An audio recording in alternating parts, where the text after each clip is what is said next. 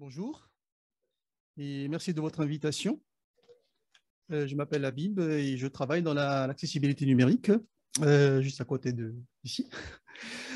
Moi, je vais faire un pas de côté par rapport au sujet de cette année du de World Disability Day, pour revenir un petit peu aux fondamentaux. Le motto finalement de cette organisation, de cette journée, c'est Make Life Easy. Finalement, Make Life Easy, pour certaines personnes, pour beaucoup de personnes, c'est un luxe parce qu'il faut que ça soit déjà accessible. Et du coup, le sous-titre, c'est effectivement l'utilisabilité, commence par l'accessibilité. Ce qui est paradoxal, c'est que le mot utilisabilité en français, il est difficilement utilisable. C'est plus facile en anglais finalement.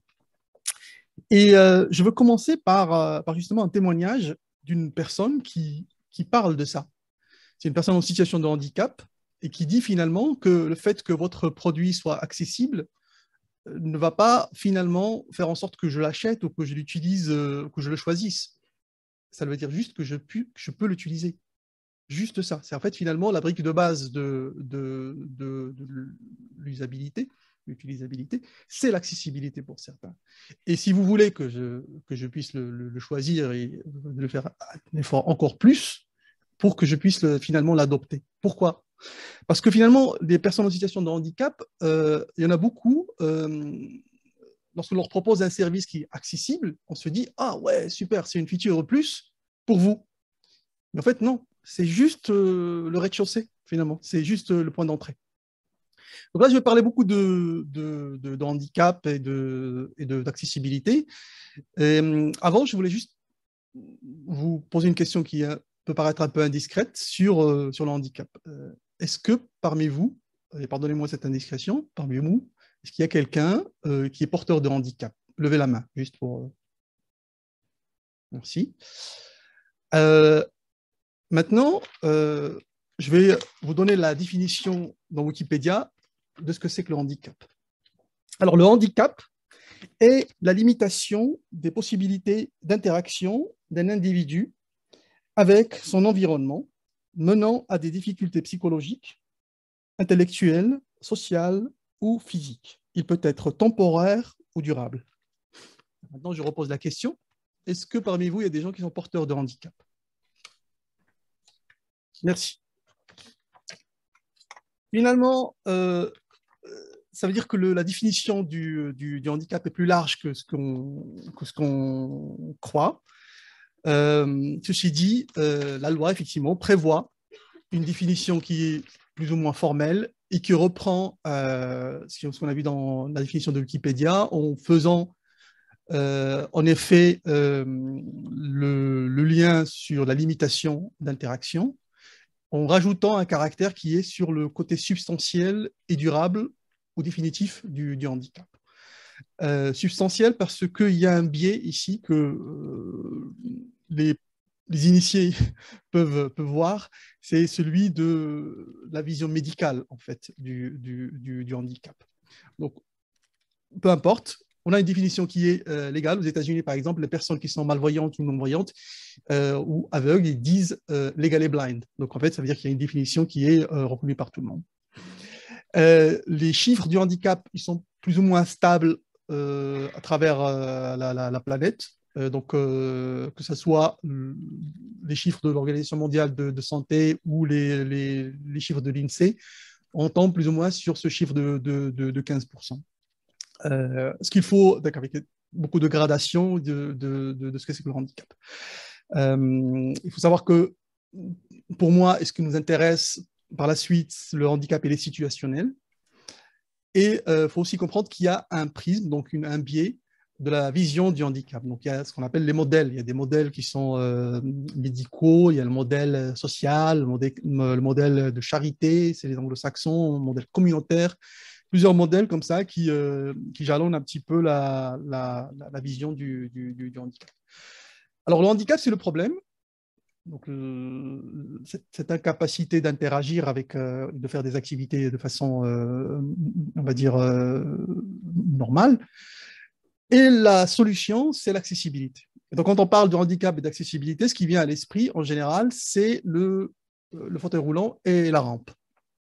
Vous l'avez deviné, le fauteuil roulant, ça concerne à peu près 2% des personnes en situation de handicap. Et cela veut dire que la problématique, elle est très complexe. Quasiment une myriade de types de handicap et de réponses qu'on doit donner à ces handicaps.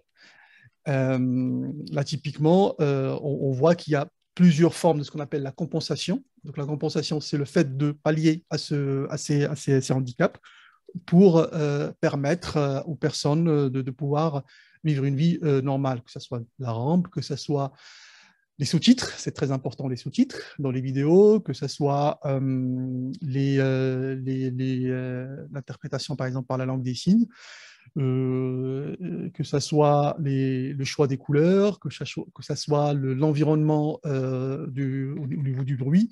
Donc tout ça, ce sont des choses qu'il est important de prendre en compte lorsqu'on va répondre à la problématique du handicap. Et donc, l'accessibilité, ce qui nous intéresse plus exactement, c'est l'accessibilité numérique. C'est une faculté que nous donnons à des sites web, à des documents électroniques, pour pouvoir les naviguer, les comprendre de façon facile, entre guillemets, et notamment pour les personnes en situation de handicap cognitif, psychologique, moteur ou autre. Donc ça, c'est la définition et le point d'entrée. Donc, comment on y arrive? On dirait finalement en spécialisant les 7 principes du design universel. Et c'est ce qu'a fait le travail qu'a fait le W3C pour sortir ses propres principes qui sont sous l'acronyme POUR. Donc, perceivable, ça veut dire que les choses que l'on produit, les services et les produits, on doit pouvoir les percevoir. Et les percevoir, ça veut dire pas juste les voir, mais ça veut dire à travers nos 5 sens. O pour operable, c'est-à-dire on doit pouvoir interagir, que ce soit par le clavier, que ce soit par la voix, que ce soit par le U, c'est-à-dire understandable, donc on doit pouvoir les comprendre de façon facile et univoque.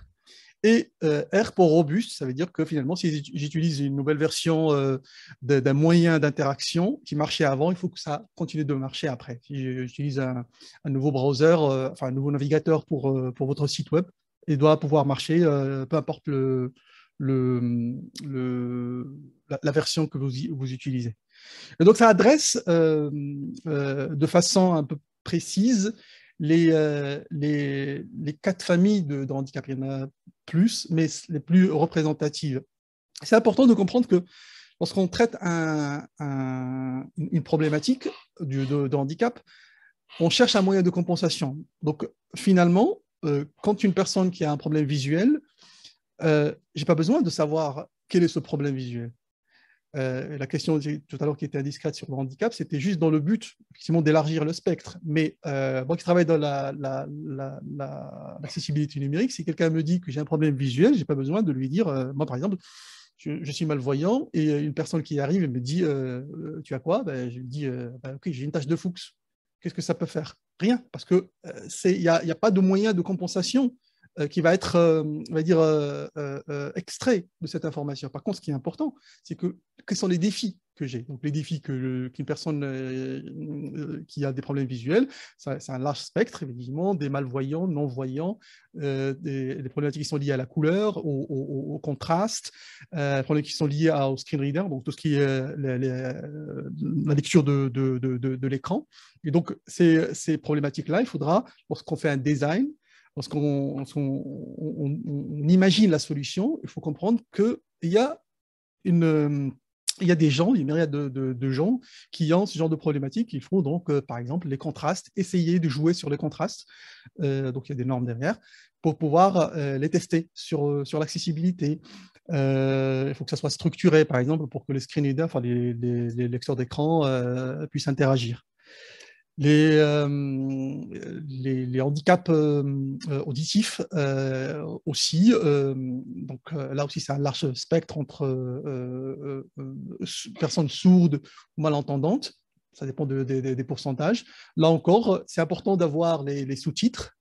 de les imaginer, parce que lorsqu'il y a un environnement qui est bruyant, les gens n'arrivent pas à se concentrer, par exemple. Ça veut dire qu'il faudra... Ou, imaginons, c'est la langue des signes qui, malheureusement, n'est parlée qu'à peu près 10% des personnes sourdes.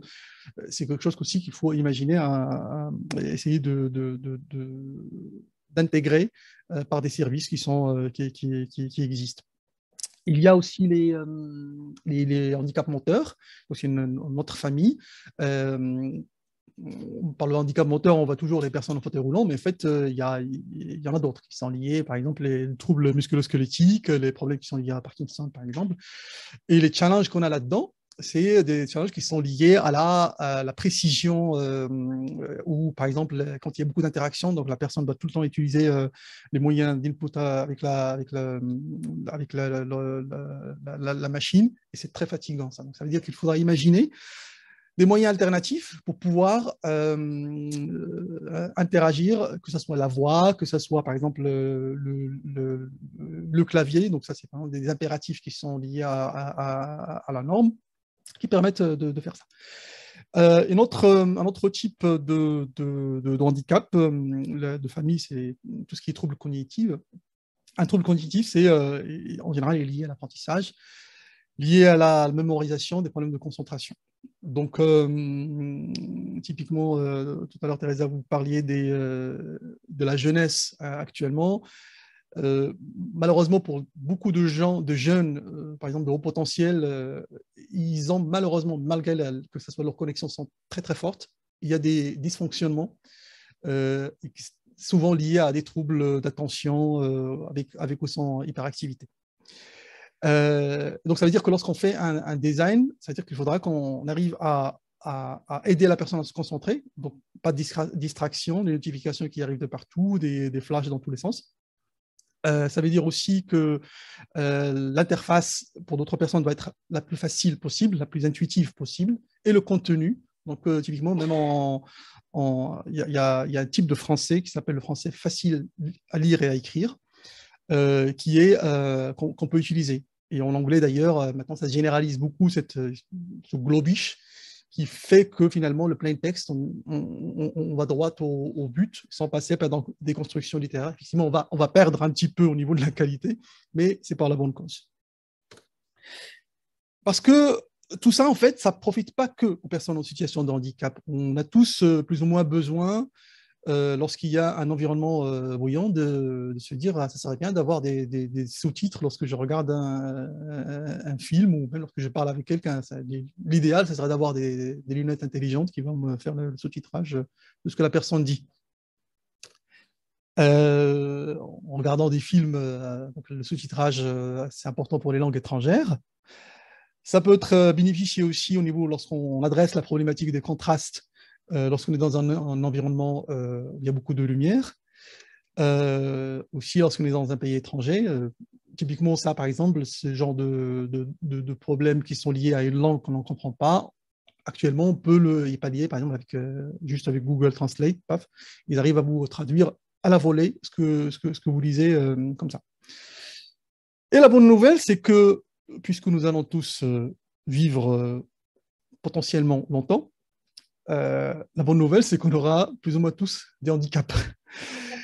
Donc, sans aller dans ce cynisme-là, il faut se dire qu'il y a des utilisateurs, effectivement, qui ont des problématiques qui sont liées à la compréhension. Et donc, du coup, il faut imaginer des contenus qui soient des plus clairs possibles et le plus intuitifs. Les champs d'application, finalement, de l'accessibilité numérique sont larges, couvrant des sites corporate, enfin des sites de grosses boîtes, jusqu'aux machines distributeurs automatiques et passant par les documents électroniques. Et d'ailleurs, à ce sujet, tout le monde peut, sur Word ou sur PowerPoint, et même avec Outlook, faire un check d'accessibilité. Donc, il y a une manipulation facile à faire pour voir quelles sont les features d'accessibilité, enfin les caractéristiques d'accessibilité que vous avez dans votre document. Donc, finalement, on peut se dire qu'il n'y a pas d'excuse à ne pas devenir accessible. Et tout ça est normé tout ça, il y a des standards. Le plus connu, c'est celui du W3C.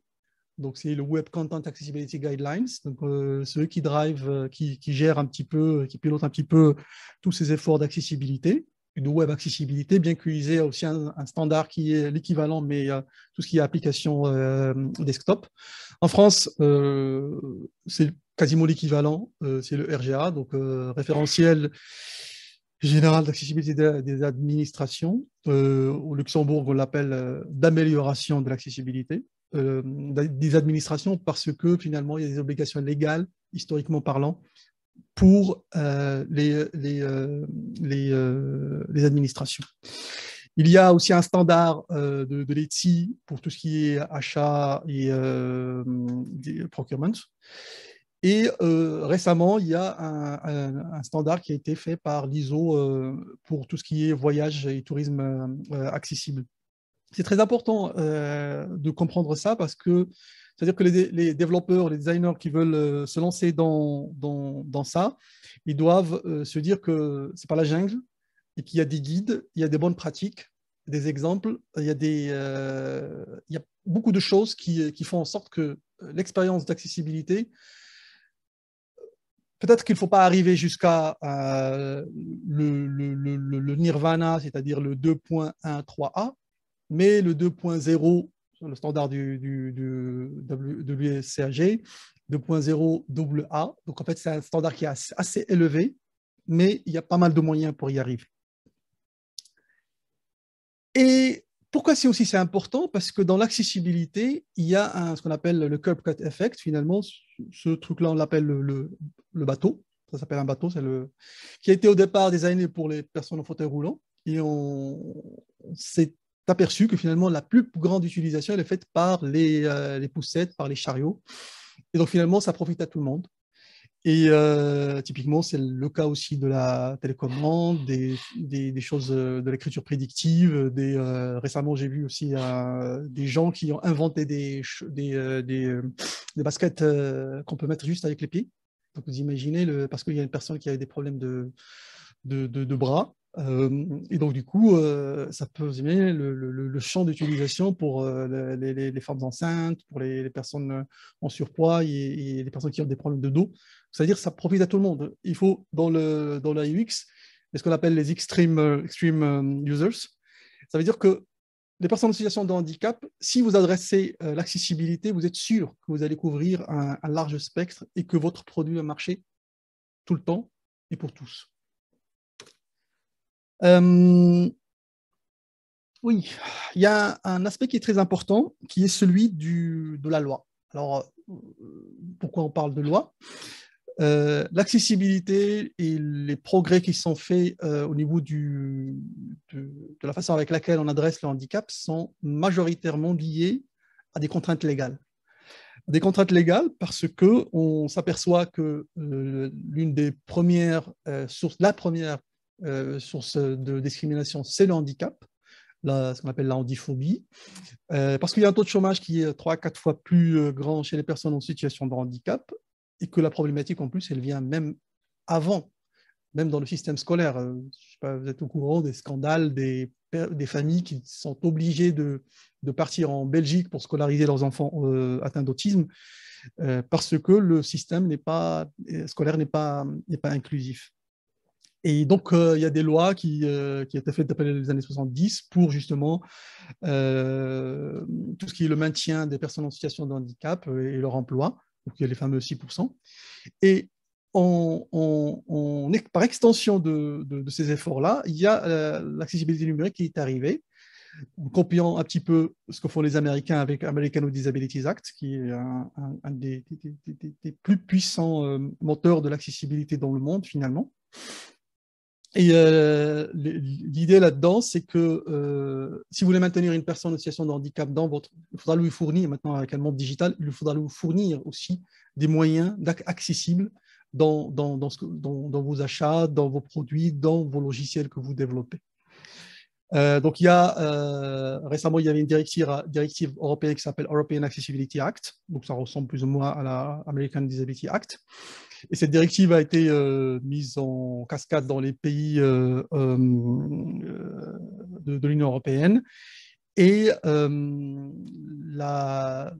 pendant de cette loi s'appelle la loi pour une république numérique en France, qui vient d'arriver. Enfin, il est arrivé il y a 2-3 ans avec des mises à jour. Et ce que dit cette loi, dit que pour toutes les administrations, et pour la grande innovation, c'est pour les sociétés qui ont un chiffre d'affaires de 250 millions d'euros. Donc là, ça laisse beaucoup la marge à d'autres petites sociétés. Et là, ça peut aller très vite en termes de sanctions, qui est à peu près, je crois, de mémoire, 20 000 euros par service. Donc il faut savoir ce que c'est avec ces services. Est-ce que c'est par page? Est-ce que la page qui fournit un service? Donc il y a un débat, mais il faut savoir que ça existe. Après, c'est une loi qui n'est pas forcément très coercitive dans le sens où elle est plutôt pédagogique. Au départ, on arrive, on fait une évaluation du site web et on demande qu'il y ait des actions, ce qu'on appelle un plan pluridisciplinaire annuel.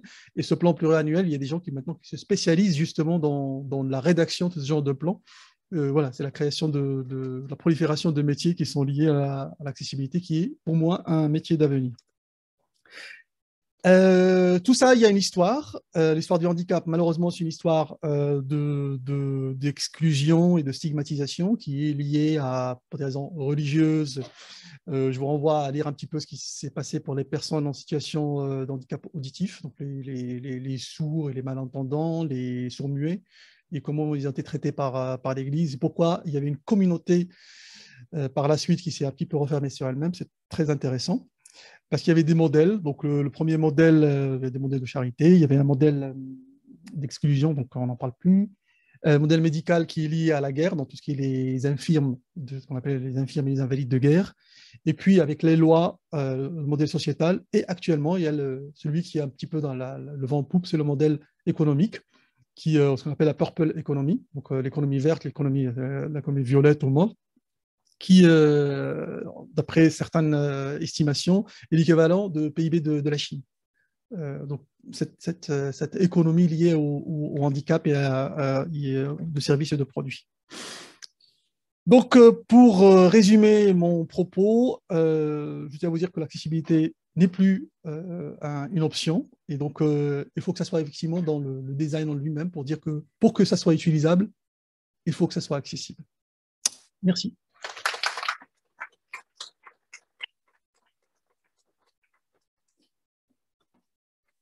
Vous avez des questions?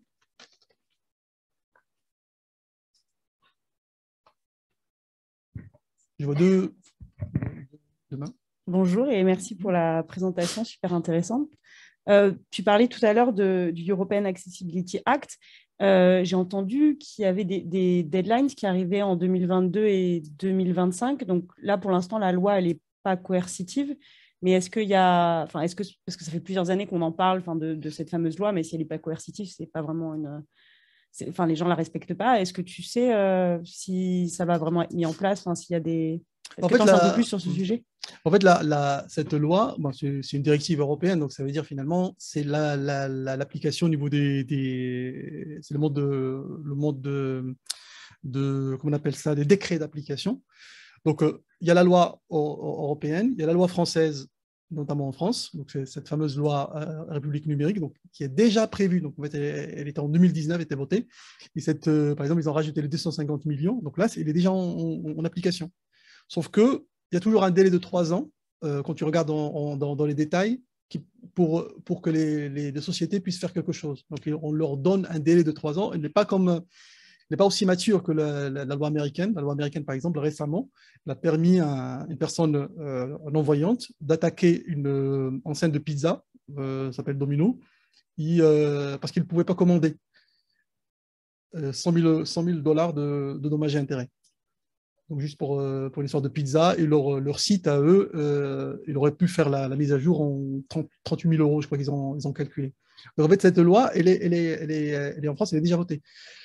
Par contre, ce qui est intéressant de voir, effectivement, pour voir le retard dans lequel on est, si on va dans les sites de jurisprudence, on tape accessibilité ou accessibilité numérique, moi, je n'ai pas trouvé. Je n'ai pas trouvé de cas. En général, ils sont liés à l'histoire de maintien dans l'emploi, mais jamais à l'histoire avec les clients et avec les services. Et c'est pour cela, on est vraiment au début de quelque chose avec cette application de cette loi République numérique. Donc, comme tu disais, 2019, ça va faire 2022. Donc, on retrouve Exactement. les mêmes chiffres. Exactement. Merci.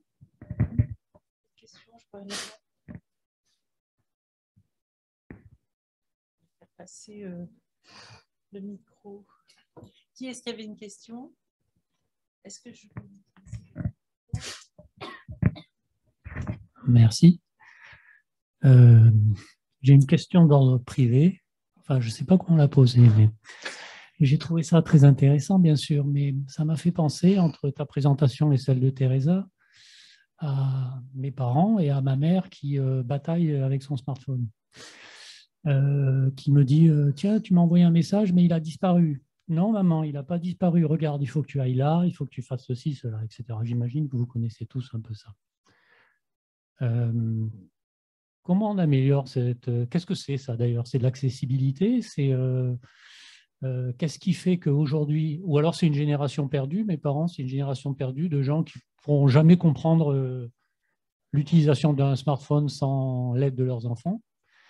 Et en fait, je ne pose pas tellement cette question-là pour moi, mais dans la présentation de Teresa tout à l'heure, où on voyait ce petit gamin qui dansait à toute allure, et Teresa qui nous expliquait que tous ces jeunes là qui sont devant moi seront largués dans quelques années aussi, de la même façon devant leurs enfants, de la même façon que mes parents sont largués devant moi. Donc, est-ce que cet aspect-là de l'utilisation de cette technologie, bon, on parle de smartphone bien sûr, est adressé quelque part, alors sans aller dans, encore une fois, l'accessibilité aux handicapés, hein, qui est un sujet passionnant comme tu l'as présenté, mais voilà, cette accessibilité parce que les choses évoluent trop vite et parce que tout simplement, il y a des générations qui peuvent être larguées. Voilà, je ne sais pas si ma question est claire. Oui, mais... elle est super claire. Voilà.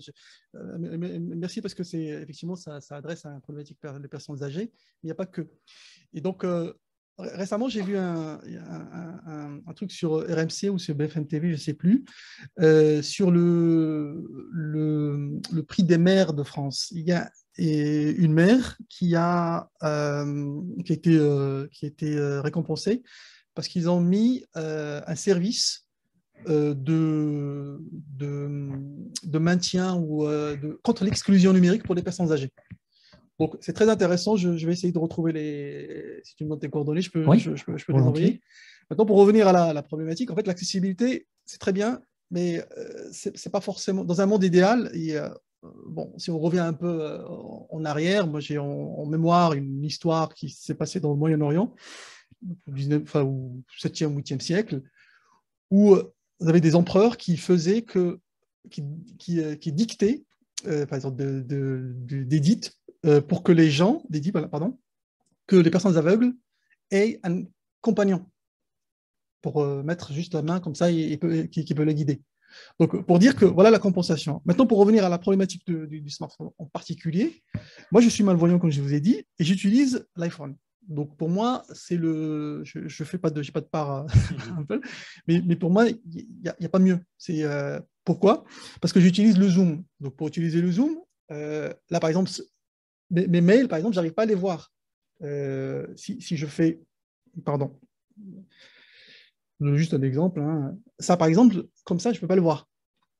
Parce que c'est trop petit. Donc, qu'est-ce que je fais? Je fais juste une... Voilà, et là, j'ai grossi. Et là, je peux lire.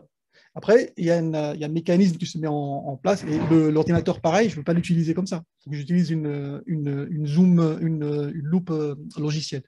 Donc, pour les personnes âgées, par exemple, on peut toujours imaginer l'utilisation soit d'un smartphone avec une grande surface, enfin un grand écran, large écran, ou bien un iPad. Ils ont les mêmes features d'accessibilité là-dedans. Et ça peut faciliter s'il n'y a qu'un problème au niveau de la vision. Après, au niveau de la complexité, j'imagine qu'on peut simplifier un petit peu les interfaces, tout ce qui est ribbon et tout ça, c'est jouable aussi. Mais s'il n'y a que le problème de la vision, on peut aller encore plus loin parce que ce truc-là, il peut parler, le voice-over qui est intégré. Donc, je pense qu'il faut essayer d'imaginer d'utiliser les features d'accessibilité. Là, il y a tout un pan là-dedans. Dans tout ce qui est Android aussi, il y en a, mais je les trouve moins bien que sur l'iPhone. Et après, il y a les développements de stratégie. Oui, d'ailleurs, elle a un Android, je trouve que c'est un désastre. Mais c'est pareil. Il y a le talkback là-dedans. Ouais. Pardon. Oui, pardon. Ouais, ok. Bon, merci.